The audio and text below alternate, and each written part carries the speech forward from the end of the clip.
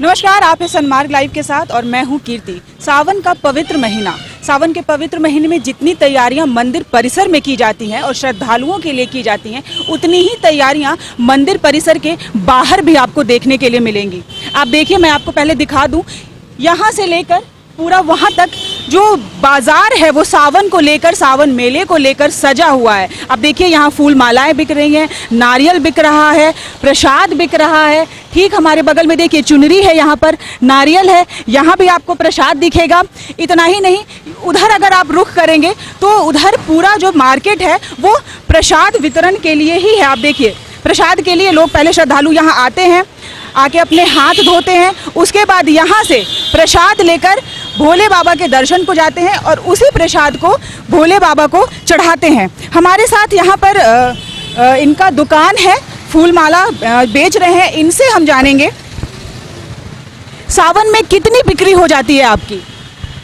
सावन में तो एग्जैक्ट पाथी लगाना थोड़ा मुश्किल है, लेकिन बाबा का कृपा से अच्छा हो जाता है।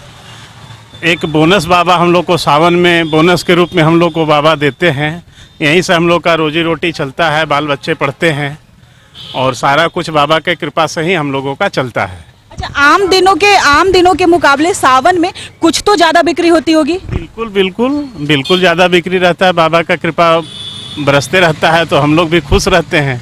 तो इनका कहना है कि ये लोग भी खुश रहते हैं क्योंकि सावन में जो है वो आम दिनों के मुकाबले बिक्री जो है वो ज़्यादा होती है। यहाँ पर मैं आपको दिखाऊंगी, यहाँ पर भी देखिए फूल माला, चुन्नी, प्रसाद, बेलपत्र। बेलपत्र का क्या है, सावन में बेलपत्र का अपना एक विशेष महत्व है, क्योंकि कहते हैं कि भोले बाबा को जब तक बेलपत्र ना चढ़ाया जाए भोले बाबा प्रसन्न नहीं होते। आपको पहले मैं ये बताइए कि प्रसाद में क्या कुछ है। एक प्रसाद की जो आप लोग टोकरी लगाते हैं, उस प्रसाद में क्या कुछ आप लोग रखते हैं इस टोकरी में। नारियल रखते हैं, फूल बेलपत्र 11 पत्ता रखते हैं, उसके बाद लेची दाना हो गया, पंचमेवा, रोड़ी, सिंदूर, भांग, अक्षत और एक नारियल देते हैं, एक मंदार का माला देते हैं।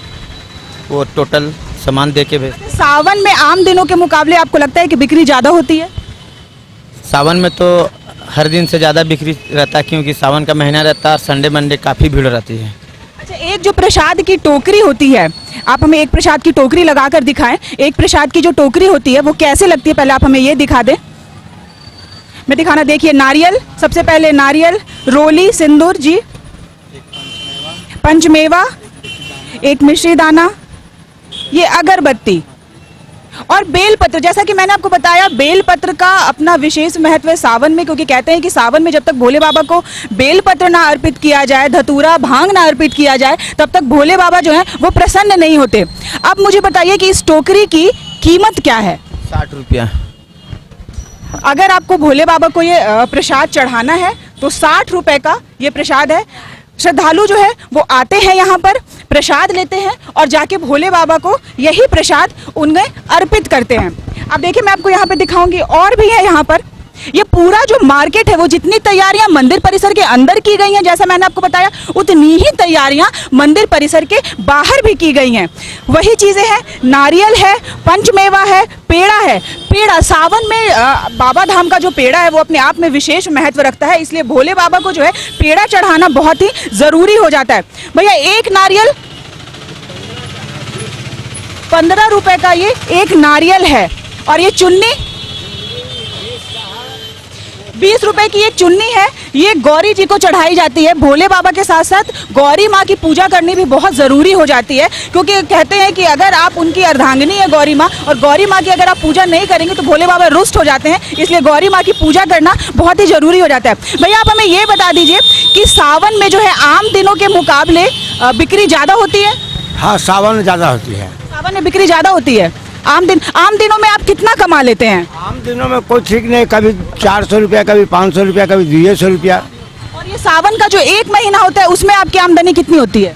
वही करीब 25-30 हज़ार रुपया। 25-30 हज़ार रुपया। तो आप सोच सकते हैं कितने का मार्जिन, यानी कितने का अंतर है।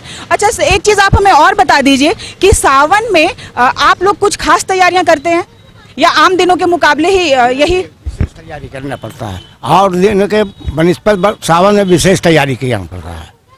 जैसे नारियल है, अधिक लाना पड़ता है, इलायची दाना है, अधिक लाना पड़ता है, यही सब तैयारी ज़्यादा करना पड़ता है। महंगाई की मार क्या आप लोग को देखने को मिलती है?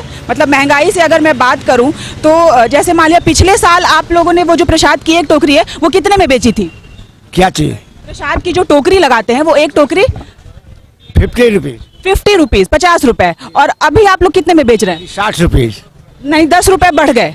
तो 10 रुपए बढ़ गए, यानी कि जो महंगाई है वो यहाँ पर भी आपको देखने को मिलेगी, क्योंकि जो पहले आप प्रसाद की जो टोकरी खरीदते थे वो 50 रुपए में बिकती थी, अब वही टोकरी आपको 60 रुपए में बिकती है। लेकिन श्रद्धालुओं की भक्ति में पैसा आड़े नहीं आता, कहीं से कोई कमी नहीं दिखती। मैं आपको एक चीज और यहाँ पे दिखाना चाहूंगी। आप यहाँ पर देखिए, सावन को देखते हुए बिना प्याज लहसुन का शुद्ध शाकाहारी जो खाना है वो शायद आपको यहाँ पर मिलेगा, और ये व्यवस्था आपको की गई है सिर्फ सावन को लेकर। ये एक बहुत ही अच्छी व्यवस्था है, क्योंकि क्या होता है कि सावन में मीट मांस तो वर्जित होता है, ये साथ ही साथ बहुत लोग प्याज लहसुन भी वर्जित कर देते हैं, क्योंकि सावन बहुत ही पवित्र महीना है, अपने आप में खास महत्व रखता है। भोले बाबा की लोग पूजा अर्चना करते हैं, महिलाएं करती हैं, पुरुष करती हैं, कुंवारी लड़कियां करती हैं, क्योंकि अपना एक विशेष महत्व है सावन महीने का। आप देखिए, तो यहाँ पर मैंने आपको बताया कि शुद्ध शाकाहारी खाना जो है वो भी आपको यहाँ मिलेगा। जो लोग दूर दराज से आते हैं मंदिर परिसर में, पहले पूजा अर्चना करते हैं, उसके बाद वो यहाँ पर अपना भोजन कर सकते हैं। तो ये जो पूरी तैयारियां हैं वो आपको सिर्फ मंदिर परिसर के अंदर ही नहीं दिखेंगी, मंदिर परिसर के बाहर भी जो है वो समुचित व्यवस्था की गई है सावन को लेकर, ताकि श्रद्धालुओं को किसी भी तरह से कहीं से कोई परेशानी ना हो।